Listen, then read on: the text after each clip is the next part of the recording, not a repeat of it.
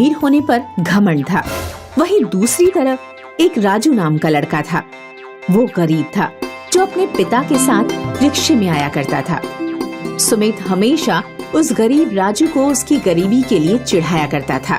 राजू, तुम कितने गरीब हो, तुम्हारे पास अच्छे कपड़े भी नहीं है और मुझे देखो, मैं तो हमेशा गाड़ी में आता हूँ, तुम तो रिक्शे में आते हो, जिसमें धूप भी लगती है। बारिश के टाइम पर तुम्हें कितनी परेशानी होती है, तुम तो बारिश में भीग भी जाते हो। कोई बात नहीं सुमित, हम गरीब ही सही, पर मुझे मेरा रिक्शा ही अच्छा लगता है। एक दिन सुमित अपने ड्राइवर से कहता है, ड्राइवर, तुम अपनी गाड़ी को सही से नहीं रखते हो, देखो कितनी गंदी होती जा रही है, मैं तुम्हारी तनख्वाह काट लूंगा।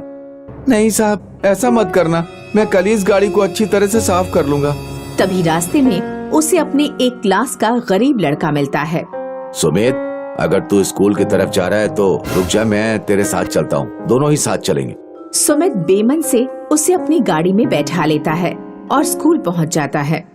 जब वह वापस आता है तो वह अपने ड्राइवर से कहता है, ड्राइवर, मैं नहीं चाहता कि कोई भी मेरी गाड़ी में आकर बैठे, वो मेरे लेवल का नहीं है, उसके पापा मेरे पापा के बराबर के बिजनेसमैन नहीं है, इसीलिए तुम इसे घर जाकर अच्छी तरह से साफ कर लेना और ये सीट भी बदल देना।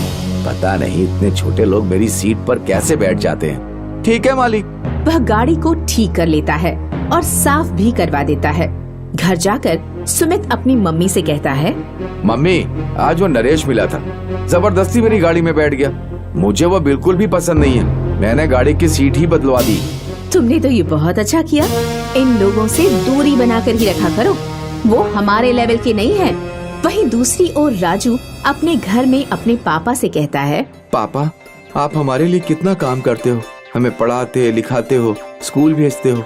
हाँ बेटा, ये सब हम तुम्हारे लिए ही तो करते हैं, तुम पढ़ लिख जाओगे, एक अच्छे इंसान बन जाओगे, पर कभी भी अपने अंदर घमंड मत आने देना, हमें दूसरों की मदद करना यही सच्ची इंसानियत है। पर पापा, कुछ लोग तो इतने अमीर होते हैं कि उन्हें किसी भी चीज की कमी नहीं होती। हाँ, उन्हें किसी चीज की कमी नहीं होती, पर उन्हें उस चीज की कदर भी नहीं होती। एक बात हमेशा याद रखना, कोई भी हो, चाहे वो अमीर हो या गरीब, हमें सबकी मदद करनी चाहिए। मदद करते वक्त ये नहीं देखना चाहिए कि वो अमीर है या गरीब। ठीक है पापा, मैं हमेशा इस बात का ध्यान रखूंगा। एक बार सुमित अपनी मोटर कार में स्कूल जा रहा था, तभी राजू भी अपने रिक्शे में स्कूल जा रहा था। सुमित को राजू को देखकर गुस्सा आया कि एक गरीब लड़का उसके बराबर में चल रहा है। सुमित ने अपने ड्राइवर से कहा, ड्राइवर, जरा गाड़ी तेज चलाओ, और तेज चलाओ। ड्राइवर गाड़ी की स्पीड बहुत तेज कर देता है। तभी गाड़ी के ब्रेक फेल हो जाते हैं और वह एक पेड़ से टकरा जाती है। सुमित को चोट लगती है और उसके सिर से बहुत खून बहने लग जाता है। तभी राजू घटना स्थल पर अपने रिक्शे द्वारा पहुंच जाता है। सुमित, उठो, ये क्या हो गया? अरे, तुम्हारे सिर से तो खून निकल रहा है। राजू, मुझे बचा लो। राजू ड्राइवर के साथ सुमित को उठाता है और अपनी रिक्शा में बैठाता है और उसे फौरन अस्पताल पहुंचाता है। राजू डॉक्टर से कहता है, डॉक्टर साहब, सुमित को बचा लो, इसके सर पर चोट लगी है। अरे, ये तो एक्सीडेंट केस है, पहले पुलिस को इन्फॉर्म करना होगा। पर तुम कौन हो? डॉक्टर साहब, मैं उसका भाई हूँ, इसका एक्सीडेंट हो गया था, पुलिस को बाद में इन्फॉर्म करना, पहले आप इसका इलाज करिए, पुलिस को मैं सब कुछ बता दूंगा। नहीं, मैं पुलिस को इन्फॉर्म किए बिना इलाज नहीं कर सकता। एक मरीज दर्द से तड़प रहा है और तुम्हें पुलिस की पड़ी है, अगर इसको कुछ हो गया तो पुलिस उसको वापस ला सकेगी। मैं पूछता हूँ, एक डॉक्टर होने का क्या फर्ज है? पुलिस अपना फर्ज तो बाद में भी निभा सकती है, आप अपना फर्ज निभाइए। डॉक्टर राजू की बात सुनकर सुमित का इलाज करना शुरू कर देता है।